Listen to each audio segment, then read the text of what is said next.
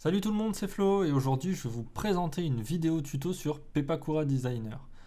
Pepakura Designer, c'est quoi? C'est tout simplement un logiciel de puzzle 3D, si on peut expliquer ça comme ça. En gros, moi je m'en sers pour le cosplay. Donc si ça peut aider certains dans le cosplay à craft des armures, je vous invite à essayer, c'est vraiment très très plaisant à bosser. Je vais vous montrer comment utiliser le logiciel, la façon dont moi je l'utilise régulièrement.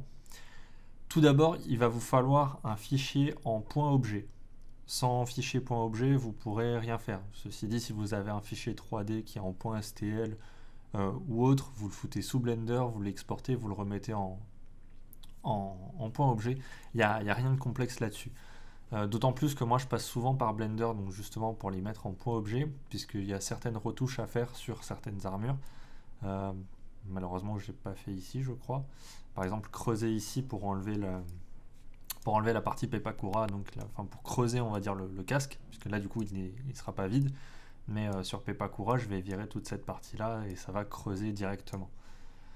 Donc tout d'abord vous allez ouvrir votre fichier, donc vous allez avoir cette interface, vous allez avoir votre fichier 3D, la page à côté où vous allez avoir vos fichiers une fois qu'ils seront décompressés. Vous allez tout simplement sur Unfold et voilà, vous avez votre puzzle qui est là. Le seul problème, c'est qu'il n'est pas la bonne taille parce que ça m'étonnerait que 3 feuilles A4 suffisent à faire un casque correct de la taille, enfin que ce soit que vous puissiez le porter.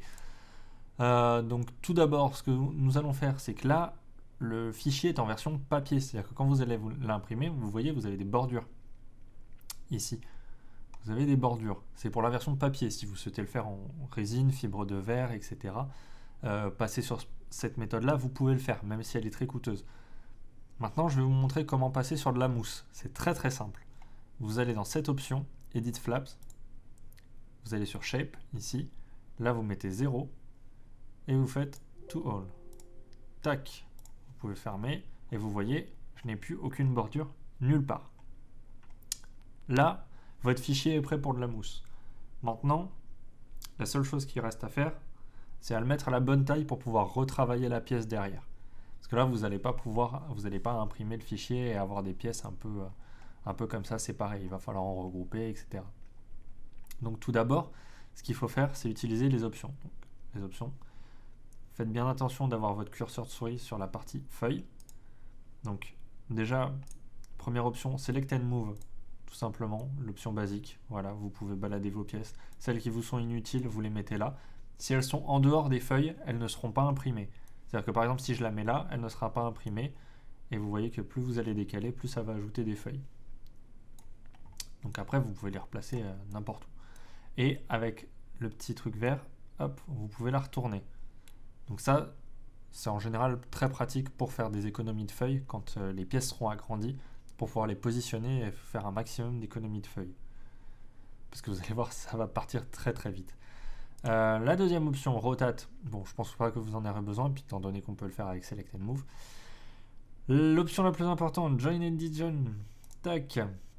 Ceci, ça va vous permettre de quoi? Alors là, par exemple, regardez, je vais prendre cette corne-là et hop, voilà.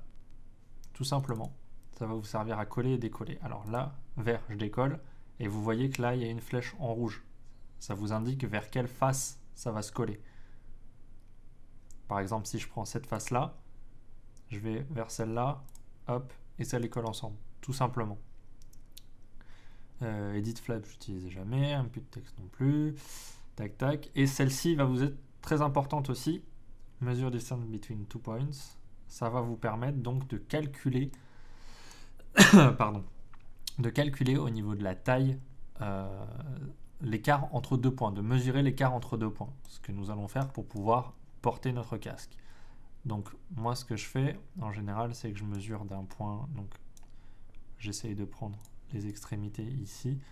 Je sais que ça fait une vingtaine de centimètres à peu près. Donc là, par exemple, vous voyez que je suis à 2,1 cm. Ce qui est très très peu. Donc dans 2,1 cm, vous ne passerez pas votre tête.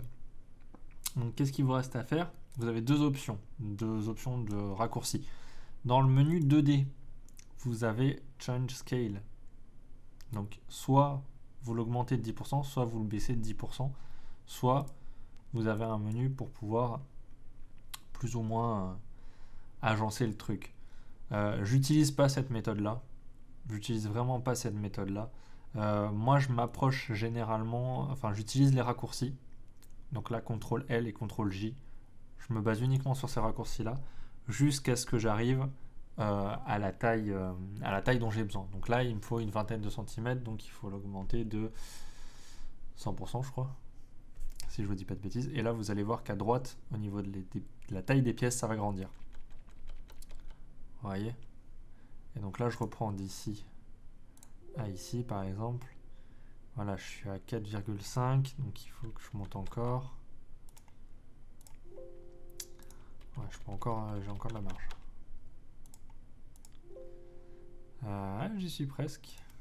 Là, je suis à 17 cm, 18 et 20. Excusez-moi. Donc là, voilà, je pense qu'on est pas trop mal dans un casque qu'on peut enfiler. Donc ensuite, on retourne sur l'option du coup Select and Move. Là, vous avez vu, la taille des pièces a quand même pas mal grandi. Tac. Donc là, je vais me débarrasser des pièces dont je n'aurai pas besoin. Donc en fait, là, vous pouvez sélectionner qu'une pièce par une pièce. Pour en sélectionner plusieurs, c'est simple, vous appuyez sur CTRL, hop, et vous voyez, vous sélectionnez plusieurs pièces. Donc là, c'est les pièces que je vais enlever ici. Par contre, je vais avoir besoin de ces pièces-là. Donc celles-ci, je vais les garder. Donc tac, tac, celles-ci, ce sont des pièces inutiles. Celles que je devais enlever, vous voyez, hop, je les sélectionne et je les enlève toutes et je les jarte. Voilà. Donc si vous dézoomez, si vous allez plus haut, vous voyez, elles sont là. Mais on n'en a plus rien à foutre. Donc du coup, on repasse là-dessus. Ensuite, pour une économie de feuilles, encore une fois, étant donné que en général, si c'est symétrique, ce que je vous invite à faire, c'est à couper, entre guillemets, votre pièce en deux. Vous voyez là, c'est déjà coupé en deux d'ailleurs, je crois. Là, vous voyez que c'est coupé en deux, sauf peut-être ici. Donc là, je retourne sur Join Disjoin. Donc les options qui sont ici, vous pouvez les utiliser sur pour Join and Disjoin, pour couper, vous pouvez les utiliser directement sur le modèle ici. Par exemple là, vous voyez, je les réunis et là je les ouvre. D'accord, donc oui, c'est bon, c'est déjà séparé. Tac, tac, tac, tout est séparé. Donc par exemple, je ne vais utiliser qu'une seule face. Donc par exemple, je vais prendre que le côté gauche. Donc je vais devoir sélectionner. Non, ça n'a pas été séparé comme il faut alors. Ça n'a pas été séparé comme il faut s'il y a encore un endroit où c'est joint. C'est ici, d'accord. Tac, non. Je crois que c'est sur cette pièce-là. Si je dis pas de bêtises, mais sachant qu'elle est à l'intérieur, si je vais en avoir besoin. Tac, ça va être avec ça. Non, ça va être avec ça. Voilà. Donc là, ça devrait être bon. Donc là, je vais sélectionner voilà, cette partie-là. Vous voyez, ça sélectionne ma pièce ici. Je vais appuyer sur CTRL et je vais sélectionner les autres qui n'ont pas été séparés. Donc voilà, au moins, ça me permet de voir lesquels j'ai pu faire des erreurs que je n'ai pas séparées, par exemple. Tac, et je viens directement les séparer. Tac, vous sélectionnez tout ce qu'il y a à sélectionner. La moindre petite pièce, il faut penser à prendre la moindre petite pièce, sinon ça peut tout vous fausser. Et vous pouvez être un petit peu perdu. Donc là, cette moitié-là, c'est bon. On va prendre ça. On va prendre ça également. Ça ici. Je crois que le reste, c'est bon. Là, j'ai oublié cette pièce-là. L'œil aussi, j'ai oublié. Voilà. Alors là, normalement, j'ai toute la partie, on va dire, que je vais enlever pour faire une économie de place. Donc tac, je la mets là. Et ensuite, pour vérifier que j'ai tout le reste et que j'ai rien oublié, hop, et vous voyez que là, je vois en rouge, par exemple, il y a cette pièce-là que j'ai encore. Mais étant donné qu'elle fait une seule pièce, non, elle ne fait pas une seule pièce. Vous voyez, les pièces rouges, par exemple, celle-ci, ainsi que celle-ci, je crois celle-ci, ouais voilà.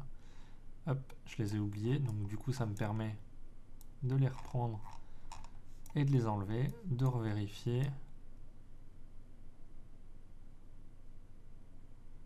me semble que j'ai des pièces en dessous quand même qui y sont. Ouais, parce que là je vois des trucs qui ont été sélectionnés. Non, non c'est normal. Donc là normalement je devrais tout avoir. Donc ensuite ce qu'il va falloir faire c'est réunir certaines pièces ensemble parce qu'elles ne sont pas toutes bien coupées.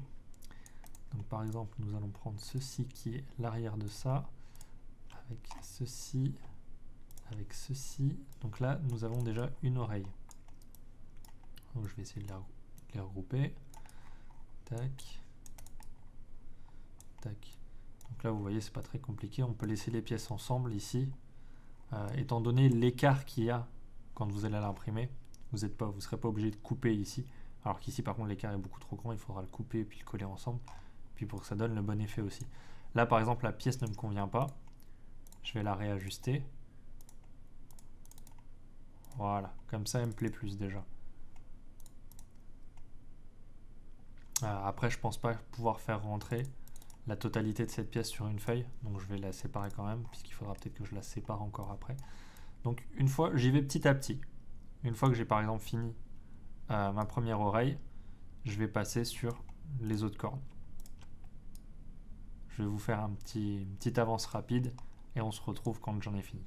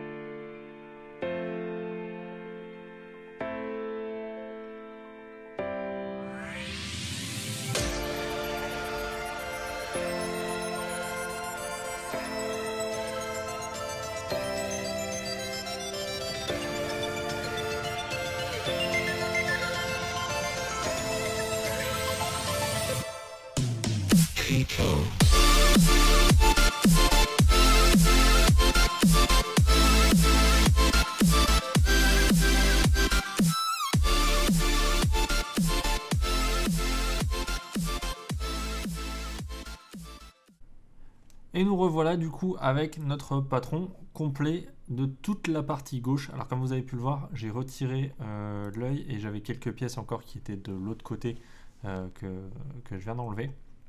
Donc maintenant, le but du jeu, c'est que maintenant que nous avons nos pièces réunies pour une construction, on va dire, plus facile, nous allons devoir les placer donc sur nos feuilles A4 ici. Ici, j'ai une feuille A4 par exemple. Donc il va falloir être ingénieux et de temps en temps couper. Alors malheureusement, comme cette pièce là par exemple est trop grande pour passer, ça va être compliqué. Non, si c'est bon, elle passe. Donc voilà, impeccable. Mais je pense qu'il y a certaines pièces où je vais devoir... si vous avez des pièces par exemple vraiment beaucoup trop grandes que vous ne voulez pas couper, que vous ne pouvez pas couper, vous avez toujours la possibilité de la laisser déborder, par exemple ici en coupé. Jusque quand vous allez l'imprimer, il va falloir réunir les deux et les scotcher ou les coller ensemble pour que vous ayez votre patron complet en fait. C'est le but recherché, c'est que vous ayez le moins de coupures comme ça. Quitte à réduire certaines pièces, il vaut mieux réduire certaines pièces pour avoir une impression plus propre et une économie de place, plutôt que de gâcher éventuellement une feuille juste pour avoir le bas d'une pièce. Si vous pouvez le caser ailleurs ou pas. Donc là, on va s'amuser, hop, à tout retranscrire. Donc par exemple pour ça là, vous voyez, elle est beaucoup trop grande. Celle-ci est beaucoup trop grande, elle passera jamais. Donc du coup, je vais devoir la faire dépasser. Donc je vais choisir de la faire dépasser par exemple sur la feuille d'en bas sur laquelle je mettrai une autre série de pièces. Tac, hop, et j'essaye de réunir le maximum de pièces ensemble. Hop, comme vous voyez, là, ici, j'ai la corne numéro 1. Il manque ceci. Là, par exemple, vous voyez, tac, si je sépare ça, je peux peut-être essayer de grappiller quelque chose. Non, pas avec cette pièce-là. Avec cette pièce-là, oui, mais avec l'autre... Non, c'est pareil. Bon, c'est du pareil au même, d'accord. Donc, sur celle-ci aussi, je vais être obligé de trancher. Quoique, je peux peut-être la réunir sur celle-là. Ouais. Parfait, impeccable. Donc voilà, du coup ici, sur ces feuilles-là, j'ai ma première oreille, corne entre guillemets. Donc ensuite, il faut que je m'amuse à faire ça avec tout le reste. Et donc pour faire des économies de place, on essaye de mettre, vous voyez, les petites pièces comme ça. On essaye de les caler avec les flèches directionnelles, je les bouge pour essayer de les caler le plus possible, faire un maximum d'économies de place. Alors des fois c'est un petit peu compliqué, mais... si vous êtes un accro de l'ancienne génération et de la Game Boy avec Tetris, normalement ça devrait plutôt bien se passer. Donc je vais réunir mes cornes. Comme ça c'est fait. Puisqu'une fois que j'aurai mes cornes réunies, de toute façon, les autres pièces iront ensemble.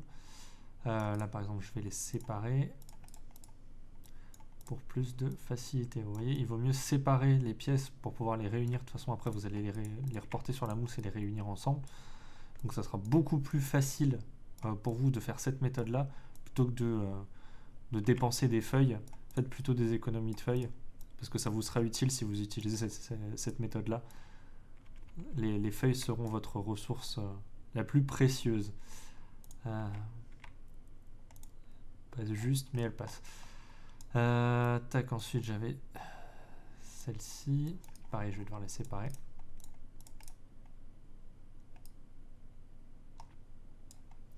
Je vais les mettre sur celle-là. N'hésitez pas à faire des zooms, même si vous ne voyez pas les autres pièces. Le plus important, c'est de réussir à placer correctement ces pièces-là. Et vous les placez au fur et à mesure. Vous essayez de les réunir le plus possible pour éviter d'être perdu quand vous allez les imprimer. Là, par exemple, vous voyez, je sais que je vais avoir toutes mes cornes qui vont être là-dessus. Donc au moins, je sais que je ne serai pas perdu. Mes cornes, elles seront toutes ensemble. Là par exemple, tac, voilà, on essaie de traficoter ça un peu, de manger un peu de place le plus possible pour essayer, vous voyez, de caler par exemple cette pièce là. Je vais essayer de la caser là, ça je peux pas la monter plus, si, un petit peu. Sinon il va falloir que j'essaie de la retourner. Je peux déplacer celle-là. Parce que je peux pas la retourner dans l'autre sens. Si, ici, comme ça passerait bien ici. Je suis juste Je suis vraiment juste au bord de la limite. Ouais. Et si je fais ça... Voilà, nickel. Bon, ça passe juste, mais ça passe. Donc vous voyez, j'ai mes cornes, et rien que déjà mes cornes vont me prendre 5 pages. Juste pour mes cornes, ça va me prendre 5 pages. Ce qui est quand même déjà plutôt pas mal. En général, les casques font... ceux que j'ai fait qui ont le moins de détails, les casques que j'ai fait, je crois qu'ils faisaient 5, 6, 7, 8, voire maximum 8 feuilles. Là, je pense que j'en ai encore pour un bon 12, 13, 14 pages peut-être. On va voir ça de toute façon. Donc je vais réunir cela avec. Je vais les mettre ici, je vais les réunir ici. Ça c'était où ça? Ça c'était lequel? C'était où? Elle est où cette pièce?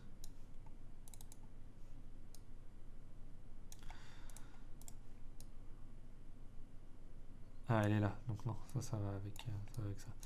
Donc oui, vous voyez, j'enlève les textures pour pouvoir me repérer. C'est plus facile de vous repérer en noir et blanc parce que justement, quand vous double-cliquez sur une pièce, vous voyez, en général, enfin, faut la chercher, mais ça vous indique sur le modèle où elle est, à quoi elle correspond. C'est quand même une option assez pratique. Tac, on va remettre les pièces ici. Là, pareil, ça va me prendre deux pages. Je vais être obligé, de toute façon, j'ai pas le choix. Si j'essaye de le mettre sur moins de pages, ça passera pas. Tac, et celle-ci, on va la foutre ici. Tac, alors après, rien ne vous empêche, par exemple, de mélanger cette pièce-là avec ici, si elle passe. Hein. C'est juste qu'après, quand vous allez l'imprimer, pour pouvoir vous repérer quand vous allez la monter, votre pièce. Et voilà. Après, moi, ce que je fais, étant donné que c'est symétrique, ce que je fais, c'est que quand je l'imprime, que c'est en noir et blanc, au stylo, moi je reporte numéro 1, je retourne la feuille numéro 2. Comme ça, j'ai mon patron numéro 1, j'ai mon patron numéro 2, je fais mes petites annotations sur ma mousse et je sais à quel côté ça correspond.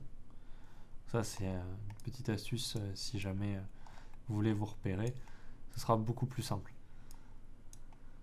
On va placer celle-là. Donc, par exemple, vous voyez, hop, je vais faire des économies. Je vais mettre ça sur celle-là. Même si c'est pas grand-chose, je peux vous assurer que une pièce de 2 cm gagnée, des fois, ça peut faire la différence sur certaines pièces. Tout est dans vos placements. Regardez, vous voyez, hop. Je viens de faire l'économie d'une demi-page, là, par exemple. Donc je peux encore mettre autre chose dessus. Donc je vais probablement mettre cette pièce-là. Hop. Vous voyez, je suis pas obligé de laisser les pièces ensemble du moment qu'après je me repère et que je sais à quoi ça correspond. Et en général, j'essaye de les mettre quand même côte à côte. Même si elles sont pas sur la même feuille, j'essaye au moins de les réunir, qu'elles soient le plus ensemble possible, on va dire. Celle-là, je vais peut-être pouvoir la caser là. Ouais. Tac, celle-ci passe ici.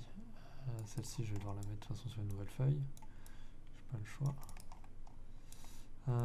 Tac, tac, ça, je vais devoir le séparer encore après. Et je sais où je vais le split.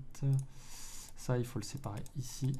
Puisque ça va sur le côté ici.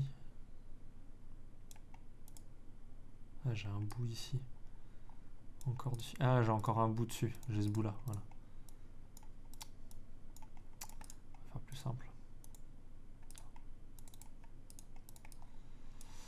Tac. Donc ça, par exemple. Hop, vous voyez, j'ai encore de la place là-haut. Voilà, je mets ça là-haut. Ensuite, donc ça là, ça passe ici. Nickel. On va plus le mettre comme ça, voilà. Ça va falloir le faire passer. Je vais peut-être partir sur une page en bas du coup.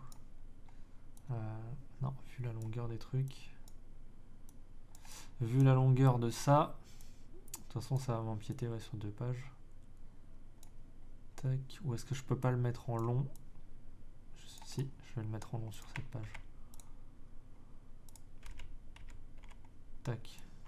On va le mettre ici comme ça. Tout en bas. Normalement, ça devrait passer. Si je vous dis pas de bêtises, on va essayer de faire passer ça. Histoire que ça prenne le moins de place possible. Ça risque d'être compliqué. Est-ce que je vais devoir couper ma pièce? Non, ça va passer. Ça va passer. Juste, mais ça passe. Tout dans la justesse. Tac, ça on va plutôt la mettre là. Celle-là aussi, elle va être cut en deux. De toute façon, elle rentre pas sur une page, je crois. Ouais, elle rentrera pas sur une page. Donc par contre, elle rentre ici. Ça c'est plutôt cool ça. On va la faire rentrer ici.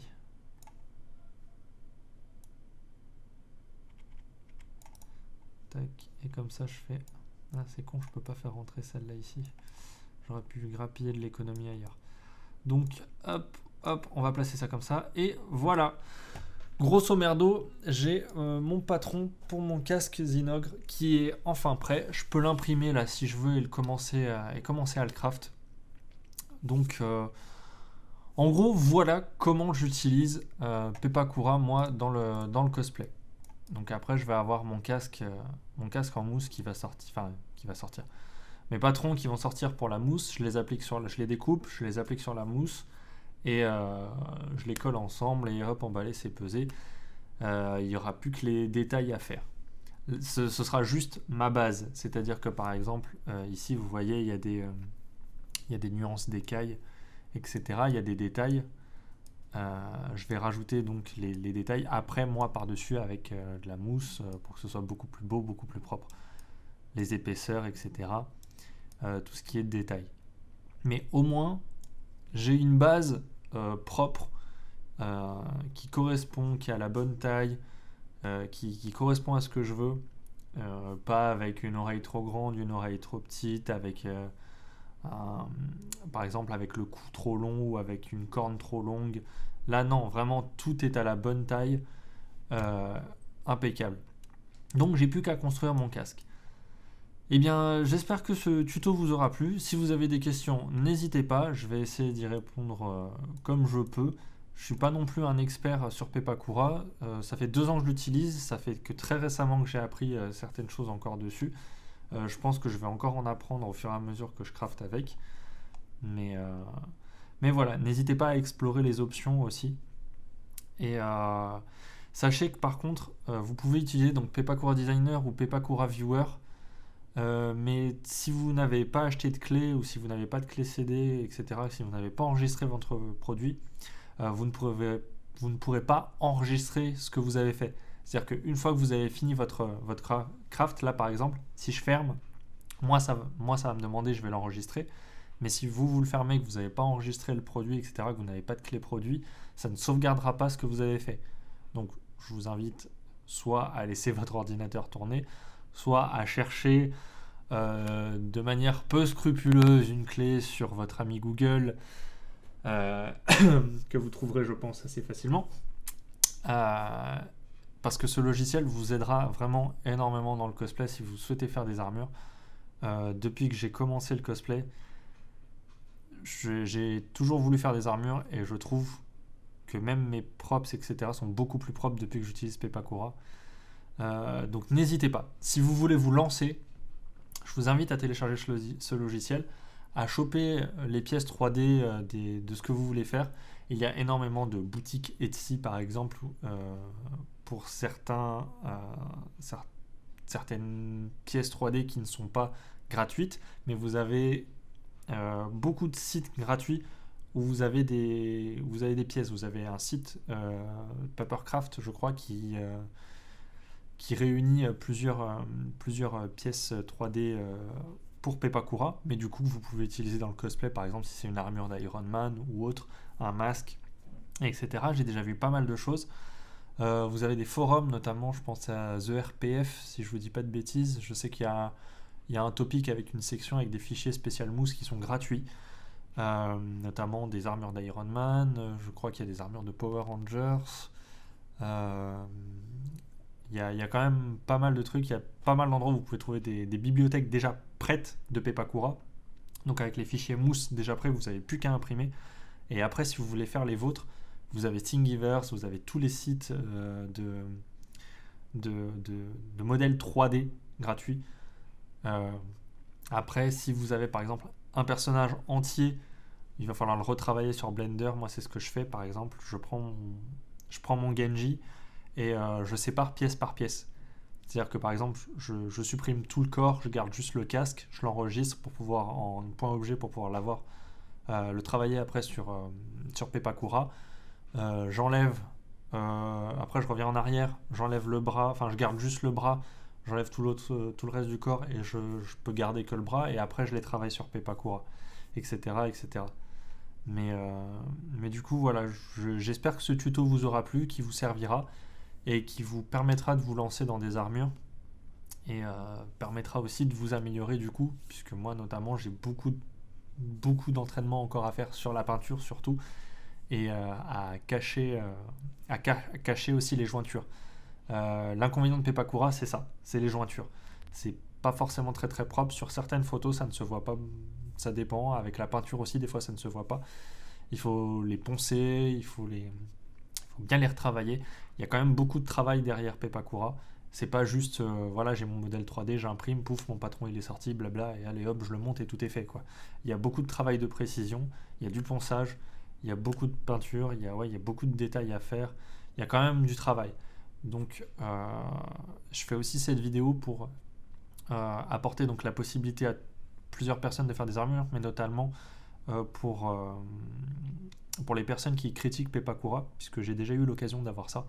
Une personne qui a critiqué Pepakura, donc oui, Pepakura c'est facile. Quand on sait s'en servir, évidemment, quand on sait s'en servir, c'est facile, ça apporte une grande aide. C'est pas que c'est facile, c'est que ça apporte une grande aide, parce que derrière, il y a quand même de la modélisation 3D pour certains, à part pour ceux qui achètent leur patron, etc. Mais si vous êtes modeleur 3D et que vous savez le faire, voilà, vous avez tous les outils et c'est les doigts dans le nez pour vous. Mais je voulais vous partager ce tuto pour vous permettre de faire des armures. J'espère que ça vous a plu, j'arrête là et je vous dis à la prochaine. Ciao tout le monde.